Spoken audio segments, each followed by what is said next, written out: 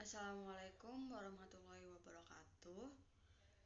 Perkenalkan, nama saya Nuraisah Maulida Adnani dengan NIM 1C 019160. Saya dari kelas 6E. Saat ini saya akan mempresentasikan hasil tugas UAS metode penelitian sastra yang saya kerjakan. Nah, sebelum memasuki jawaban jurnal apa yang saya pilih, kali ini saya memilih metode sastra bandingan. Sebelum itu, saya akan menjelaskan secara singkat tentang apa itu sastra bandingan. Sastra bandingan adalah ilmu analisis yang berupaya membandingkan suatu karya sastra dengan karya lain, baik dari segi genre, waktu, pengarang, sejarah, dan pengaruh. Sastra bandingan sering dianggap sebagai studi menganalisis sastra secara keseluruhan. Renwelek dan Austi-Weren menyebutkan ada 3 pengertian sastra bandingan. Pertama, penelitian sastra lisan, terutama tema cerita rakyat dan penyebarannya. Kedua, penyelidikan mengenai hubungan antara 2 atau lebih karya sastra yang menjadi bahan dan objek penyelidiknya. Dan yang ketiga, penelitian sastra dalam keseluruhan, sastra dunia, sastra umum, dan sastra universal. Nah, kali ini saya akan memilih yang pertama, yaitu tema cerita rakyat dan penyebarannya. Nah, saya memilih judul Diskrepansi Stereotype Karakter Tokoh Bawang Putih dan pada Penyebaran Bawang Putih dan Bawang Merah, karya Nurul Fauziah. Yang saya rasa ini adalah contoh yang tepat untuk menjelaskan tentang sastra bandingan itu sendiri. Teori utama yang digunakan oleh penelitian ini ada beberapa untuk mengkaji sastra bandingan. Ada teori strukturalisme yang menggunakan pendekatan objektif antar bagian cara koheren, bertujuan untuk menggali dan menjelaskan secara detail mengenai unsur dan aspek secara menyeluruh. Menurut Adams, pendekatan objektif mengutamakan karya sastra itu sendiri sebagai struktur dengan sifatnya yang mandiri. Pendekatan struktural ini menjadi tugas utama atau prioritas sebelum melakukan analisis yang lain atau merupakan pendahuluan dalam melakukan penelitian terhadap karya sastra. Sebuah karya sastra tersusun dari beberapa komponen dalam menciptakan satu kesatuan utuh. Analisis struktural dimaksudkan agar dapat memberikan nilai serta mengetahui isi yang dikandung oleh suatu karya sastra dan mengupasnya secara tuntas serta terpadu. Ada juga teori diskrepansi dan stereotip yang digunakan dalam kajian ini. Diskrepansi bermakna sebagai ketidaksesuaian atau perbedaan terhadap sesuatu yang memungkinkan adanya suatu kesenjangan atau gap yang terjadi akibat adanya perbedaan tersebut. Nah, stereotip yang biasanya banyak kita dengar merupakan sebuah kepercayaan, representasi atau tanggapan mengenai karakter atau sifat dari seseorang sehingga sekelompok orang yang terlalu digenerasikan tanpa menimbang antara rasional dan logis. Stereotip itu sendiri merupakan proses kognitif, juga suatu sumber kognitif dari prasangka.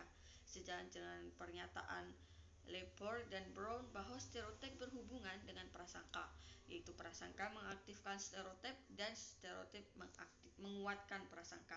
Jadi keduanya itu sama-sama berhubungan, seperti itu.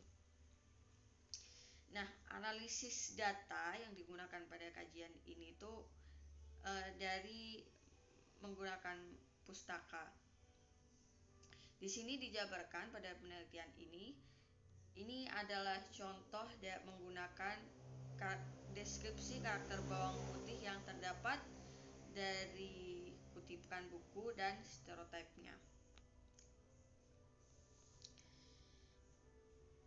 Nah, yang pertama, karakter yang paling pertama ditemukan pada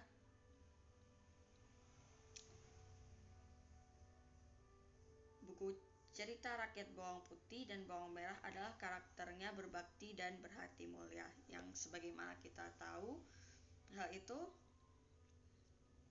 terbukti pada kutipan yang tertera bahwa setiap harinya bawang putih selalu mengerjakan semua pekerjaan rumah untuk membantu ibu tirinya. Selain itu, bawang putih juga memiliki karakter yang paling utama, yaitu berhati mulia. Karena selama ia mengerjakan sesuatu hal apapun yang diperintahkan oleh ibu dan saudara tirinya, bahkan hindari dicaci maki, dimarahi, dan dipukuli, namun bawang putih tetap berperilaku baik tanpa ada niatan marah, apalagi membalasnya sedikit pun. Hati bawang putih sungguh mulia, tidak pernah mengharapkan apapun atas semua pengabdian yang ia lakukan untuk ibu dan saudara tirinya. Sedangkan pembuktian dari kutipan buku yang ini adalah sebagai bukti dari stereotip itu adalah bawang putih adalah seorang gadis yang rajin bekerja, membantu ibu tirinya dan berhati mulia. Setiap harinya ia selalu mengerjakan pekerjaan rumah tangga seperti mencuci atau memasak.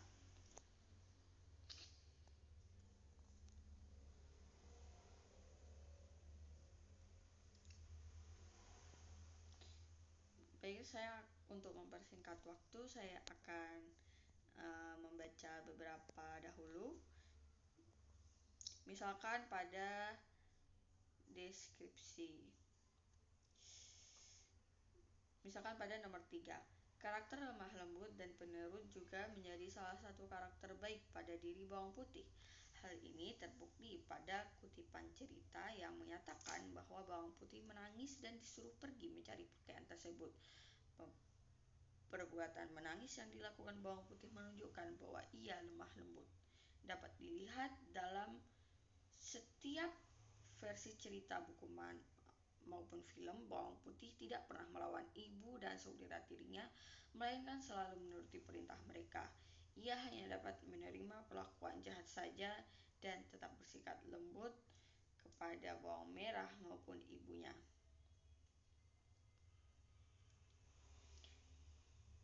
Dan dalam pembuktian itu, bawang putih menangis. Ia disuruh pergi mencari pakaian tersebut dan tidak boleh kembali sebelum menemukan baju yang hanyut tersebut.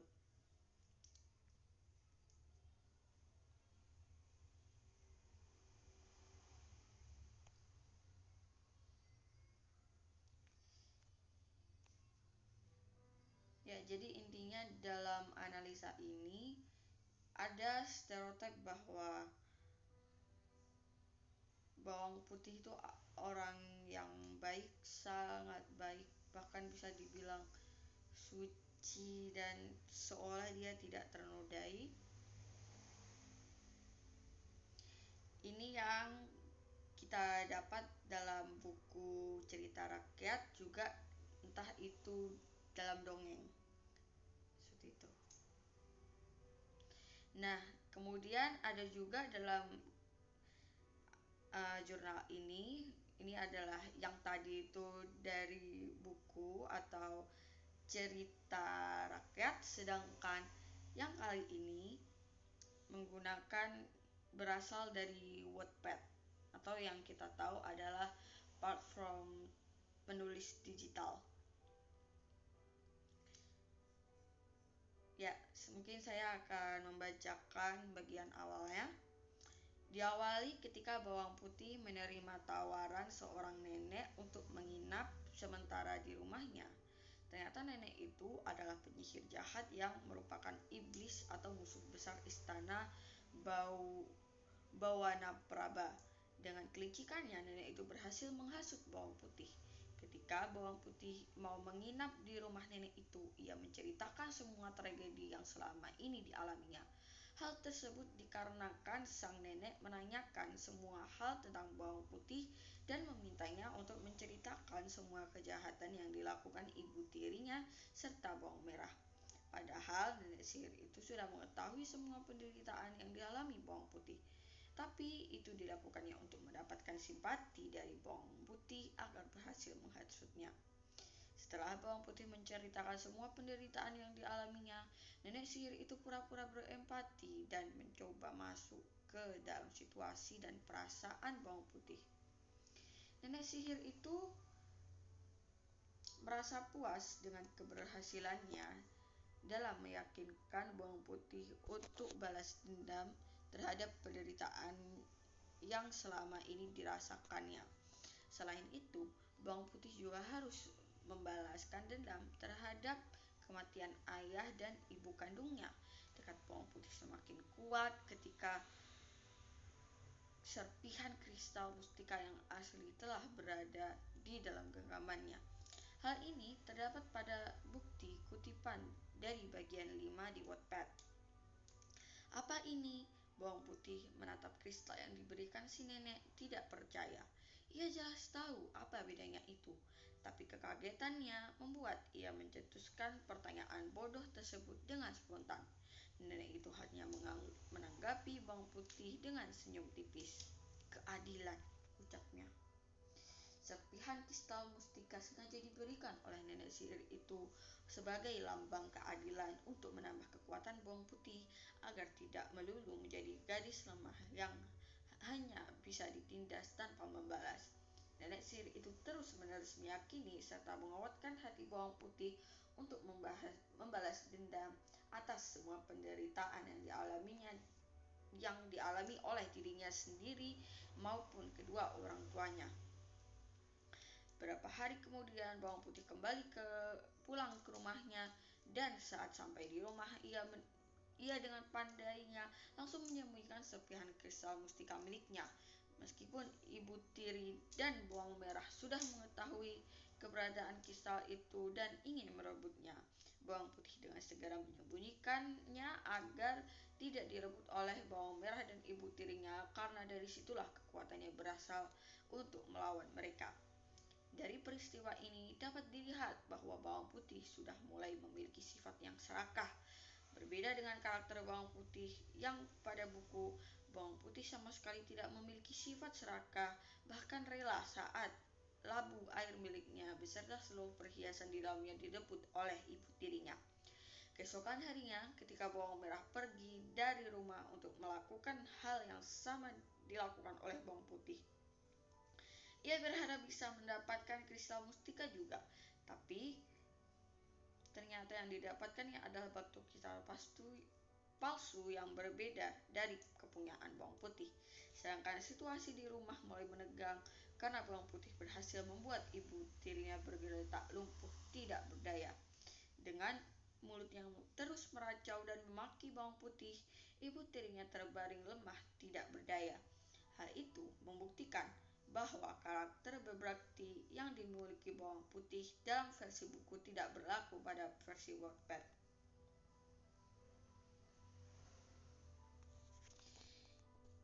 Jadi dalam dua hal tadi, yang pertama itu penyediaan data dalam buku dan yang kedua dalam versi Wattpad, menurut saya itu sangat mencerminkan sastra bandingan, karena sastra bandingan ini seperti dalam katanya, banding itu berarti harus ada perbandingan antara karya ini dan karya itu, seperti itu.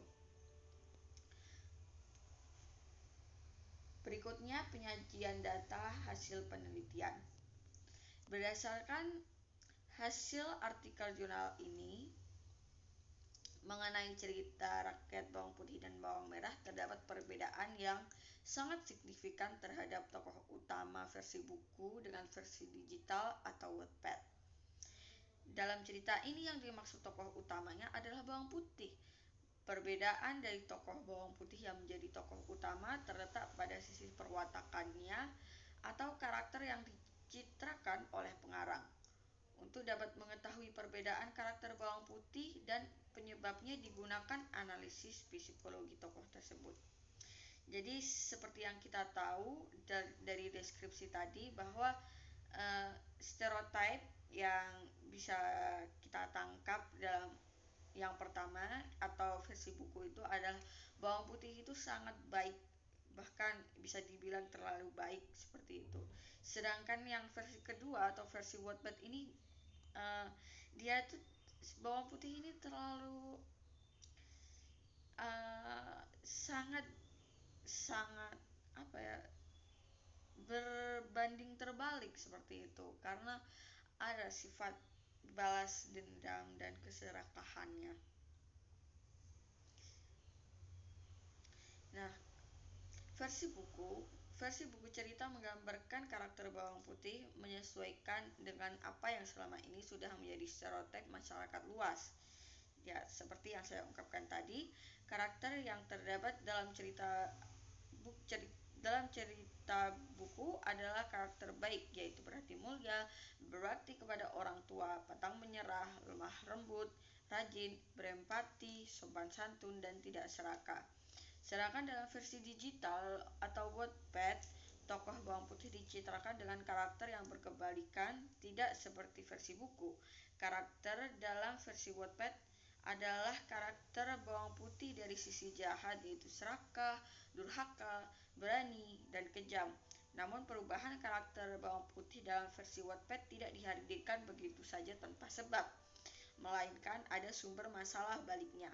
Analisis perbedaan tokoh bawang putih dilakukan dengan menyesuaikan pada struktur teks, yaitu bagian plot atau runtutan kejadian cerita dari awal hingga akhir. Ya, dari sini bisa saya simpulkan atau mungkin saya jelaskan bahwa bagian awal itu atau yang dalam buku itu bisa dibilang lebih ke pasrahan, mungkin karena pola pikir pada saat itu belum begitu kritis ya. Sedangkan yang versi Wattpad atau versi digital ini mempunyai daya imajinasi yang bisa dibilang cukup tinggi karena menstereotipkan bahwa tokoh bawang putih ini bisa memberontak seperti itu. Jadi bisa kita lihat cerita zaman dahulu dan dalam versi zaman sekarang. Baik, saya rasa itulah hasil presentasi saya tentang bawang putih, entah itu dalam cerita rakyat juga dalam versi digital. Dan itulah hasil UAS metode penelitian sastra saya. Terima kasih atas waktu dan kesediaannya menonton video ini. Maaf jika ada kesalahan, juga maaf jika ada kekurang jelasan dari saya. Wassalamualaikum warahmatullahi wabarakatuh.